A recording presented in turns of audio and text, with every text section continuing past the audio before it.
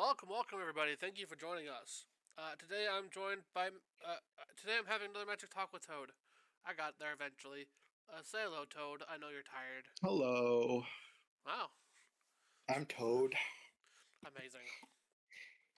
So, last week we had our video about playing Value Vintage, which I'll link right now. And then before that we had a games episode, which just check the most recent videos. And today we are just going to go over a basic deck review. We have two decks using avatar cards, which we learn with some of which we've gone over in our avatar set review, which I will link at the top corner now. And then, one of these decks is actually submitted by one of our viewers. And we've said it a few times in the past few videos and some of the videos across like our time posting. But like, if you have a deck you want us to look at, depending upon how it is, we will look at it and we'll make a little video about it and give you credit. So the two decks we have are Invincible Counter Whistle, which is one that Toad's been tinkering with, that uses Bison Whistle, which is a card Toad is pretty hyped about in our set review. And the other card is Bant Airbending, which we'll go over in a little bit, but this is one my buddy Eden, was working on that uses Airbender Ascension and Airbender's Reversal. We didn't go over Reversal, but we went over Ascension. So we'll go over those as we are able to. And yeah, any notes before we kind of go into them? No, let's go ahead and jump right into these. Alright, cool. Also, if you're watching this, we say it at the end of the videos, but we're going to say it at the beginning, or we try saying it at the beginning too. Make sure to like and subscribe. It really helps us out. We love doing this. We do it just for fun. In the new year, we might make them a little bit less. We might make them a bit more. We're kind of like him and Han. Just kind of depends what Toad's up to and what I'm up to and what our general schedule looks like. But we will try to keep making these as long as we are realistically able to. Yep. So yeah, thank you very much for watching. And we'll go to this first deck, Invincible Counter Whistle. So explain the deck, Toad. So first off, we have Bison Whistle. So this is a 2-mana artifact with 1 tap. Look at your top card. If it's a Bison card, you can put it directly onto the battlefield. If it's a creature card, you can reveal it and put it into your hand. Otherwise, you can put it into your graveyard. So there are only 4 Bison in Magic, and all of them are white, and the good ones are fairly expensive, like $8 or more. But we have changelings. So we are using Bison Whistle to put changelings directly into play at instant speed. So the changelings that we have are 3 Masked Vandal. So this is just a good changeling. It's seen play in multiple formats. It can exile an artifact or enchantment an opponent controls, which is pretty relevant.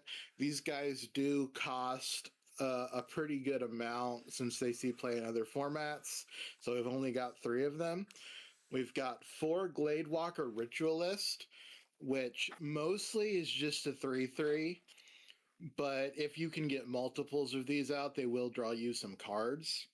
But really, we just needed extra changelings to put into play, and this is a 3/3 for 3, which is not a great body, but it's fine. It's like it can block some of the stuff that matters in the format. And again, we're just trying to put this into play for 1 mana. So 1 mana 3/3, totally fine. But then the actual good one we have is Chameleon Colossus, which is a 4/4 protection from black. And then it has 2 green, where it gets +X/+X until end of turn, where X is its power. So for 4 mana, you can make this an 8/8. For 8 mana, you can make it a 16/16. The bummer, it doesn't have trample. That is correct. It does not have trample. However, putting it into play at instant speed can let it sneak in attacks and can also let it block as an 8/8 pretty well. Okay. So it does kind of dance around combat a little bit. And then obviously it's good against black decks. Like my testing has revealed that Chameleon Colossus is pretty good against mono black scam. Oh, that's cool. But yeah, if you're playing against like red decks, then a 4/4 is out of most burn range. If you're playing against black decks, they can't use any removal on it except edicts, which hopefully you have a smaller changeling to sacrifice. If you're playing against white decks, they can just Swords to Plowshares it, but hopefully you put it into play for 1 mana, so you're even on mana and you're ahead on cards because you get it for free with Bison Whistle. So even getting it Swords to Plowshares is not the end of things. And then also for creatures, we have 4 Colossal Sky Turtle, which is a pet card of mine, and it's doing a couple things in this deck. So the first thing it's doing is it is a creature with Bison Whistle, so we can put it into our hand for free. It is also a creature that discards itself to the graveyard, which is helpful because Masked Vandal wants to have creatures in our graveyard. And it also can rebuy our Brainstorms and Brain Surges to help set up changelings off of Bison Whistle. Interesting.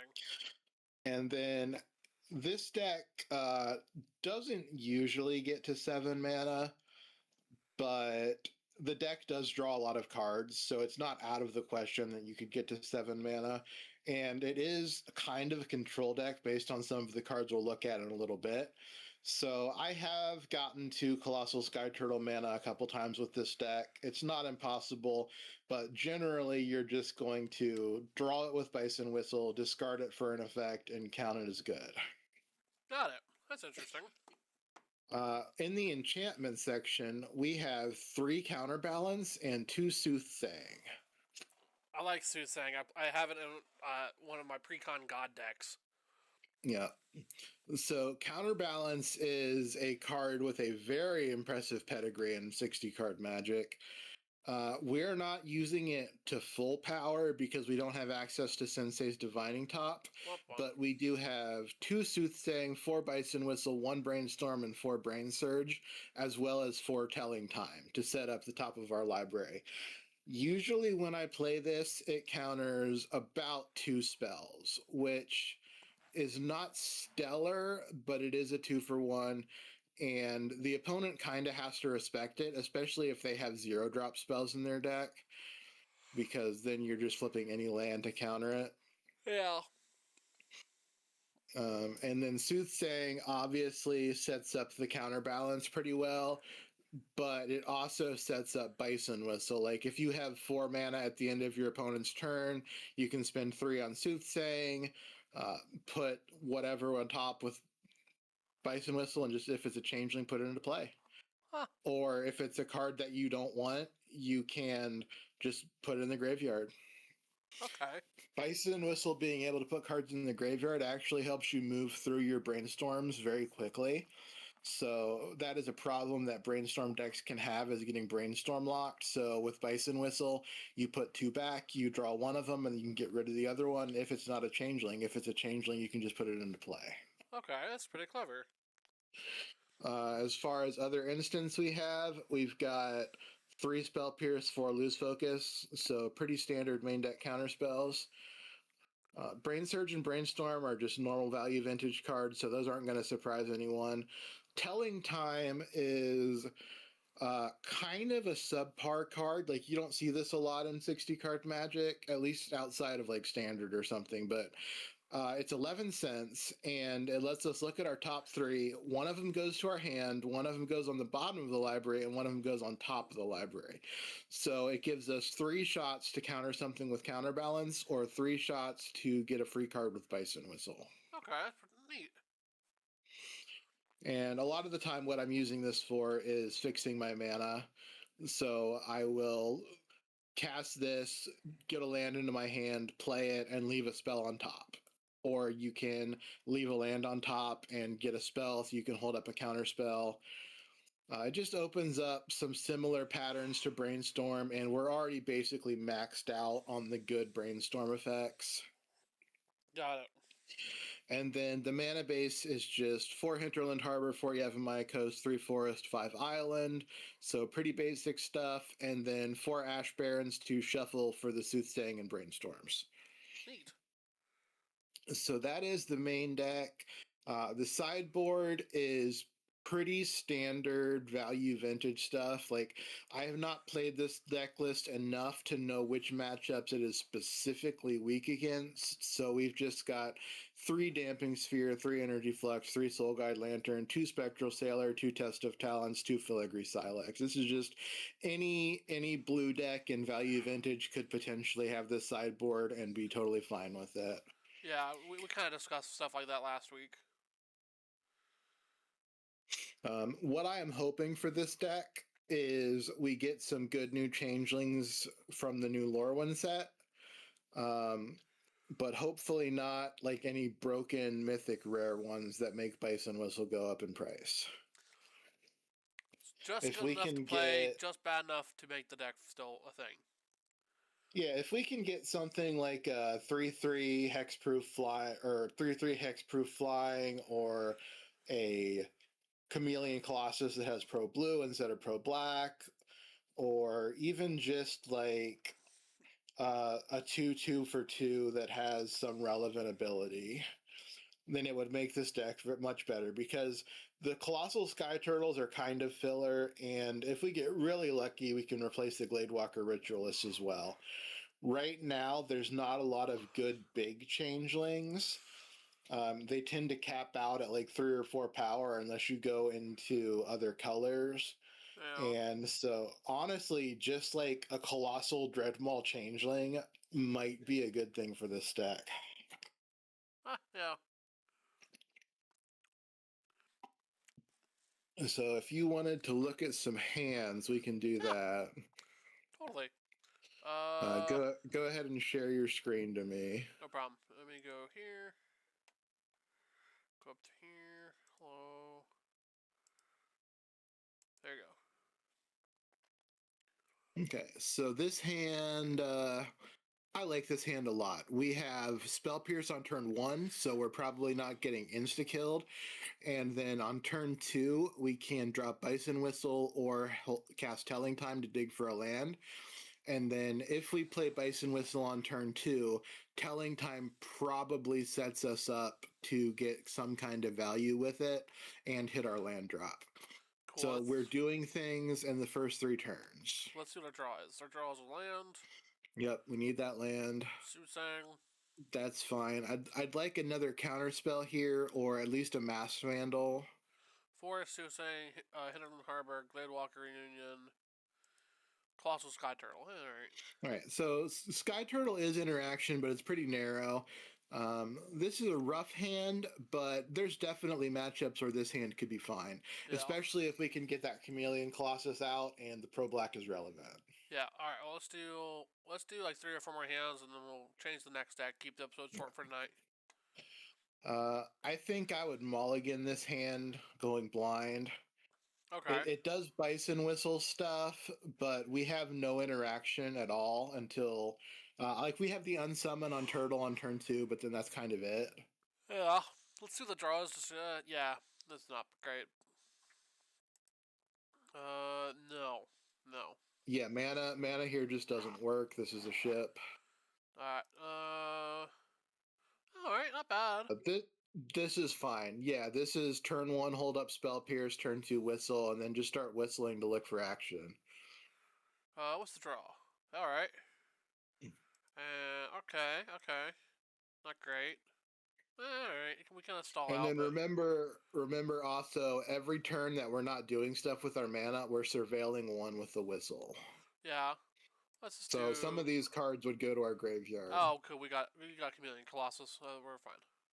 Yeah, we probably would whistle that Colossus out. So, nice thing about Bison Whistle is it makes your threats uncounterable. So, like, the threats that we're presenting are not the scariest, but we're putting them directly into play for 1 mana at instant speed, which is a lot of extra value to tack onto a creature. Yeah. Neat. Alright, let's do one more. This is... That's fine. Yeah, that's 2 spell pierces. We can cycle the barons for a green. Let's draw... Alright, not bad. There's the green. Like, even if, Helm spell pierce sort of thing. Okay, not great. And then yeah, we can cycle or channel the turtle and then exile it to Mass Vandal. Soothsaying into counterbalance. Like, again, if the opponent is super aggro, like if the opponent is on the play and they turn 1 a Goblin Guide, we're kind of in trouble here. But at the same time, we do have a blocker and Mass Vandal. We do have a bounce spell. We do have some spell pierces for burn. This hand, I think, would struggle to deal with the initiative. But I feel like this hand is at an okay place against something like High Tide. Yeah. Let's do one more. This is totally fine. It's fine. Yeah, so what we can do with this hand is play a turn 2 Bison Whistle, and then if we draw land, so like Turn go 3 ahead Bison and do Whistle. 2. Yeah, turn 2. Or because it's harbor. Yeah, go ahead and draw a card. Okay, so yeah, turn 2 Bison Whistle, and then draw another card.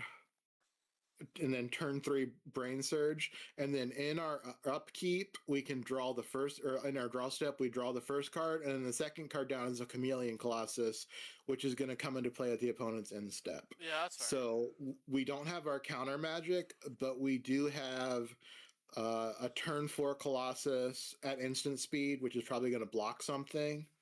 Yeah. So this hand is not great, but it is doing the thing. And then if we survive, we're going to generate advantage with Bison Whistle because it is just a value engine. Yeah. Neat. That's pretty cool. So yeah, we're still tinkering this list a little bit. Toad likes it. It's fun. Just due to the nature. It's very possible that this deck doesn't want the counterbalance package and does want a third color, because if you add a third color, you do get access to some more changelings. There's some pretty reasonable white ones. Thinking of a third color, let's move into the second deck. And tonight's episode will be fairly short. Like, we're 15 minutes in, or 17 minutes in, and we'll go over this deck, and then we'll wrap it up for the night. Just keep it short and sweet this time around. So this is my friend Eden's, also his coziest orphan. That name has a history to it. It's pretty funny. But they're in the chat of our videos come out, the comments, and they're a big supporter of the channel, and they're a good friend. But they've been brewing with Toad and the ToadBrews Discord, which I'll link in the description below, and it's been linked in a few of our videos, not all of them. But that's another place. If you want to join, you can come and talk to Toad and I about Value Vendors decks and other Magic decks. And it's just overall a fun time. But besides the point, this is Eden's Bant Airbending deck. So it's an initiative-based deck that aims to ramp out White Plume Adventurer or Undermountain Adventurer, and then keep airbending them and get value from the initiative. Because these both have an initiative ETB, and then Dock or Lock, whatever, spells you cast from your graveyard or from exile cost 2 less to cast. Plotting cards from your hand cost 2 less. Plot does not matter. We're worried about airbending. So in our Value Vintage Avatar episode, we went over Airbender Ascension, where it says when this creature enters, airbend up to 1 target creature, airbend whatever you want, or your opponent's stuff even. Whenever a creature you control enters, put a quest counter on it. At the beginning of your end step, if this enchantment has 4 more quest counters on it, exile up to 1 target creature control, then flicker it. So in our video for the Avatar cards, we mentioned how this is a really good card, it just needs a little bit of work to it. So Eden's deck aims to put in the work. So ideally you want to do a turn 1 Alice's Pilgrim, turn 2 Airbender Ascension, and then just slowly start playing stuff out. And then ideally it aims to just get the initiative up and can kind of flicker stuff around until you get Earthshaker Giant, which gives other creatures 3/3 and trample until end of turn. So you kind of just goof off your way into that and swing.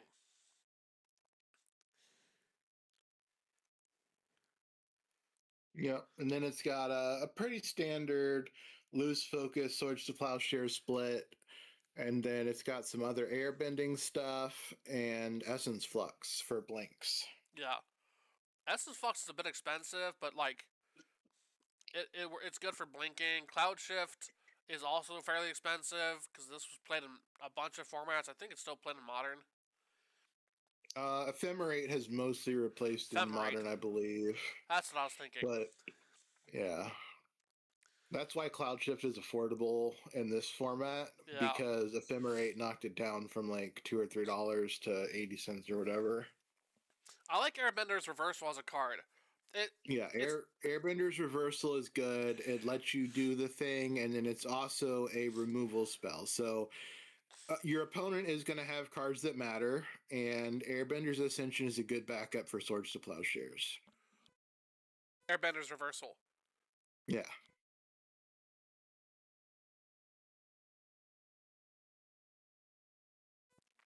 The mana base is a little bit janky. It is what it is. Like, this is one of the things I need to tinker with. It's very full, and it's a very like it's hungry mana base. So you have 4 port towns, 4 fortified villages, which are the little show lands where like you have to show off one of your lands or enters tapped. Has Canopy Vista and Prairie Stream, which are 2 Tango lands. And then 2 plains, 1 island, 2 forest. And this deck seems like that seems to be the right ratio. Yeah. I will say, I do not like 3-color decks in this format when it can be avoided. This deck is using all of its colors to do things that are relevant to the game plan, so I kind of see why it's here. I think this could be a good deck to run Flash, actually. Oh, yeah. So we may suggest that in the Discord. Can't believe it. We're playing Flash in 2025. I have a Flash deck that I'm working on. I'm just waiting for cards in the mail. Oh, hell yeah. Let's look at the sideboard. Gonna put some Druff triplets into play. Interesting. So sideboard is 1 Soul Guide Lantern, which doesn't seem like a good idea, but it's whatever. It's fine. 2 Dawnbringer Cleric, which makes sense. Because you're flickering it, you can... Soul Guide Dawnbringer Cleric does what Soul Guide Lantern does. Kinda. Not really. Well... Dawnbringer Cleric answers 1 card. Yeah.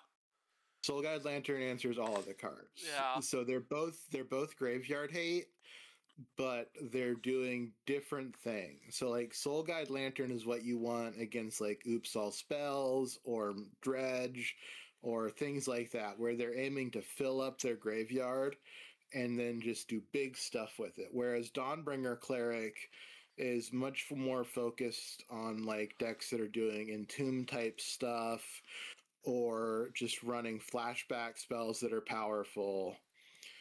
So when they have 1 card that's much better than all the other cards in their graveyard, that's where Dawnbringer Cleric comes in. Soul Guide Lantern you want for when they're doing a bunch of stuff with their graveyard. If the opponent is on graveyard stuff, you're bringing in both of these cards, but they work from different angles. Okay. Then we have 2 Enlightened Ascetic, which is a card I don't see often. This might be one of your little fill-in cards. Yeah, that's a 8-cent card, so that is filling in budget. Also, the foil's $1. Holy cow! Yeah, Magic Origins is a weird set. That was one of the first sets I played. Then Acidic Slime, which kind of a fun flicker target. I like Acidic Slime a lot. If you guys watch the Official Value Vintage channel, Servo and Doot just had a Acidic Slime deck, and it did some work, but the deck was ultimately not able to overcome the scourge of the format, mono blue post, the Ah, fun police. ah. So yeah, I like Acidic Slime a lot. It is a classic Magic card, and the price is right. Then Blade Splicer, which is a unique choice. I think Blade Splicer is still one of the best options You think so? for just blinking and making tokens. Yeah, Okay. there's a couple newer ones that have similar effects, but like Blade Splicer is 11 cents. Like that's not bad. And then 2 Test of Talents, 2 Energy Flux, and 2 Damping Spheres. Those are standard. Yeah, just regular sideboard cards. A little bit of extra counter magic, a little bit of artifact hate, a little bit of post hate and storm hate. Currently, I think yo,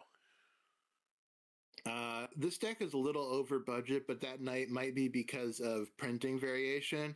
I would like to see what the actual price on this deck is. I'm not going to duplicate it. Most I can do is ask Eden to Yeah. update it. If this deck has a little bit of extra budget, I would probably like to remove those 8-cent Magic Origins guys that blow up enchantments and just fit in another Damping Sphere, because this deck is going to struggle most with the unfair decks. Ban and Mana Pool for 41.18. TCG player for 30.66. Card Kingdom is ridiculous, and the rest of these don't matter. Yeah. Yeah, and then the Essence Fluxes are eating a good chunk of budget. Or no, they're Cloud oh Shift. yeah, they are. Cloud Shift is eating a good chunk of budget, so there's some room to trim here if you need to trim. Lands are fine. Yeah, lands are fine. You could always cut one Swords to Plowshares and be greedy because you have the Airbender thing.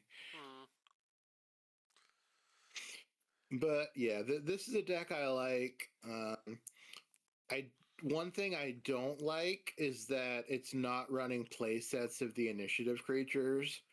If that is the primary game plan, which it kind of is in this main deck setup, then you really want to be doing that as hard as possible.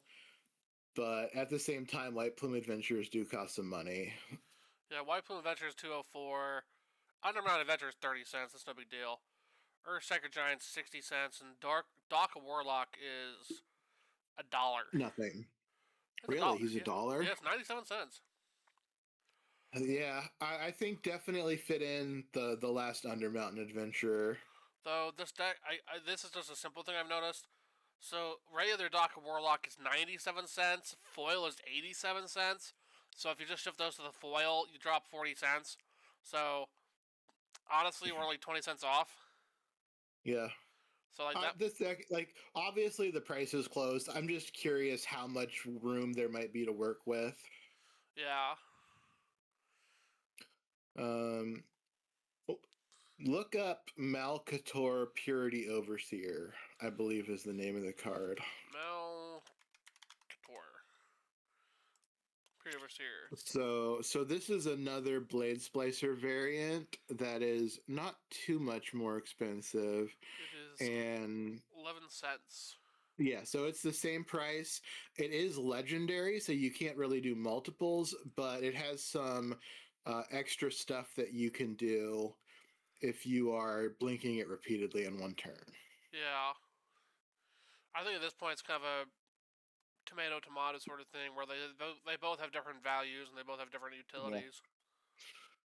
Yeah, just an option for people to keep in mind. If you want to do a little bit more of the token making thing, this is a way to do that.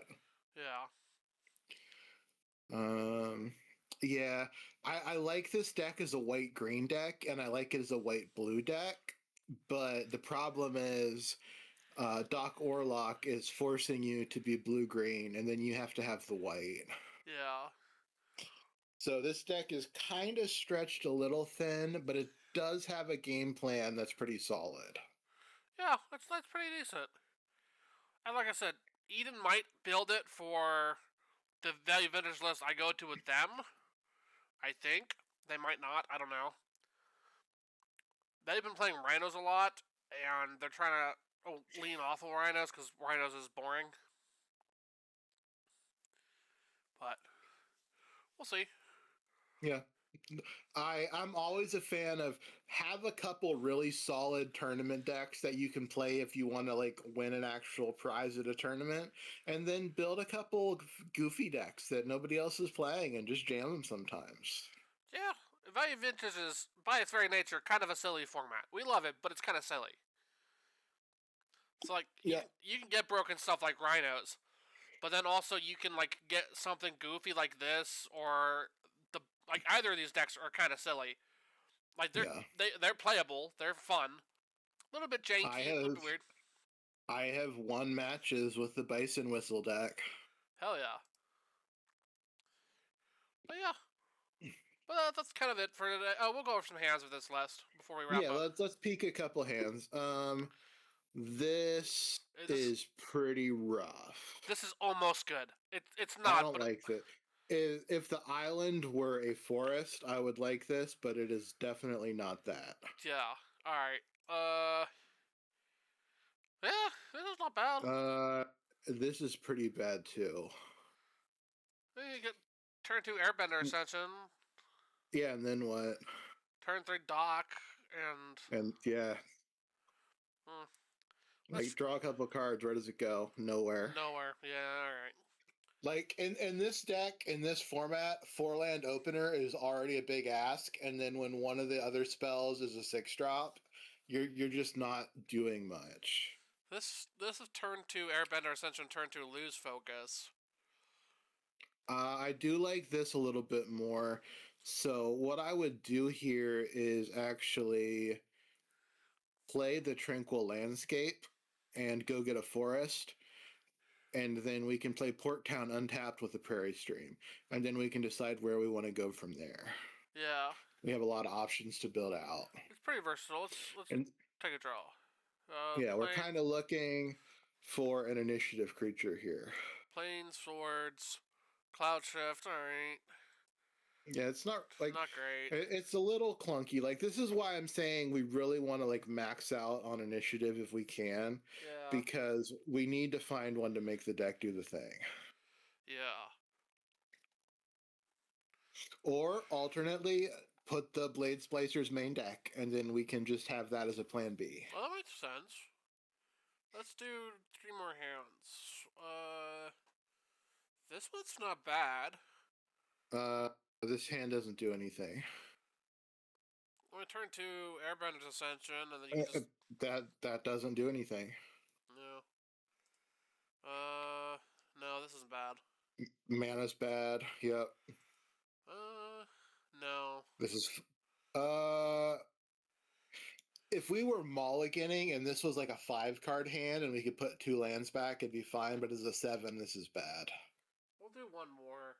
We'll go until we get a good hand, because, like, we've only had one good hand with this deck. And, like, yeah, it's kind of... We want to show what the good hands do look like. Not this one. Whoops. No, I was going to say the other one might actually be interesting, but... This one's bad, too. This one's awful. Hey! This one... This one is not... This one has all its colors, so that is a plus. It has interaction, that's a plus, and it has the Airbender Ascension. So let's play this one and see how it goes. So turn 1, we would be dropping Avacyn's Pilgrim. Right. Turn 2, we can ascend and airbend the Pilgrim. Turn 3, play the Pilgrim. Alright. We have some interaction. Like, this hand is not immediately dying. Mm-hmm. We have removal, we have a counter, we have airbend. Excuse me. Land. Alright. We're not going anywhere. That's the problem. I think we don't have enough targets to like actually do the airbending stuff. I think we need to cut some blanks and replace them with creatures with abilities. Yeah. There's Doc. Yeah. Yeah, and like, I don't know that Doc Orlock is actually what we want. Like, if we have stuff airbended, then we can cast it for free. but I think 2 mana is not an unreasonable amount to pay for like an initiative creature or whatever. Like it's already good to be able to replay Under Mountain Adventure for 2 mana. I Yeah, don't know that we need it to be 0 mana. that's fair. Hmm. And then that makes the deck able to be just blue-white, which loses Under Mountain, but we can play Feywild Caretaker. Yeah. What initiative And that creatures makes are there? there's a couple in each color. Some of them are very bad. Some of them are okay. Feywild is not bad. Aarakocra Sneak, yeah. Avenging Hunter is not terrible. I would want to be white-blue for this deck. White blue. So just forget the green. Don't worry about the green. We're doing the blue-white blink stuff. Just as good as possible. This is Tomb of Horrors Adventure is not. It's too expensive, but it's not a bad It is effect. it is 6 mana. So we want our initiative creatures to be as cheap as possible. I also think we do want Flash in this deck and Soul Ring in this deck to get them out. Yeah. Feywild Caretaker is pretty. That's the one you were talking about, is where it's 5 mana instead of 6. Yep. It's 5 mana. It's a 3/4. It makes flying creatures, and it's very cheap. 9 cents. Holy cow. Yeah. And Aarakocra Sneak is 4 mana. Yeah. Yeah. Sneak is 4 mana. Sneak is also extremely cheap. How much is Sneak? Sneak is 4 cents. Holy shit. Yes. Yep. They're banned everywhere, and they're not good enough for Legacy. Not legal. Yeah, they're banned in Pauper. They're legal in Legacy, Vintage Commander, Oathbreaker. That's it. Yep. So we get to play the blue initiative guys, which are good. We get to fit in the white plumes, which are obviously good. I don't think we want to spend on the more expensive white ones. 12 initiative is plenty. Yeah. Maybe even 11 with white plume, and then we can also fit in a blade splicer and just do the stuff. Like we can airbend. We I think the mana dorks are not really doing much because we only have 3 white plumes. So ideally, the plan with an Avacyn's Pilgrim would be turn 1 Pilgrim, turn 2 Initiative, but we're not running the maximum initiative to do that. So we're not going Yeah. to get that draw as often as the dedicated initiative decks do. So I would want to max out on initiative, and I think the way that you do that is by going into the blue initiative creatures because they're so cheap financially. Yeah. But this deck, it does have a lot of promise. It's a good idea. I think that initiative cards and counterspells and Swords to Plowshares and Airbender Ascension is a very good mix of cards. I think the Doc Orlock and the green stuff is holding the deck back, and we can replace it with more counter magic, flash, blue initiative, and just have a more streamlined deck that does the thing more consistently. Yeah. But we'll let Ethan know, and ultimately, Yeah, we'll talk to them in chat and see where they want to take the deck. Maybe they like it the way it is, and if so, that's fine. They can play it the way it is. No problem. Yeah, ultimately it's their deck, and if they put up results with it, if they have a fun time playing it, that's what matters. Yep, I am just giving my feedback how I would play the deck, but it's not my deck, so how I would play it is not necessarily the right way. Yeah, but yeah, that's kind of it for tonight. Like we said, short episode. Toad's a little bit tired, has had a rough day. I need to work on some stuff that I've been putting off and just haven't had the time to do. But we still wanted to put something out. So yeah, thank you everyone very much for watching. We really appreciate it. Make sure to like, subscribe, leave a comment. If you want us to look at one of your decks, mention it or join the ToadBrews Discord, and we'll see what we can do. Jump in the Discord, post your list. We've got a couple people in there right now. We will just take a look at list people post and give feedback. But yeah, anything else you want to say before we wrap up?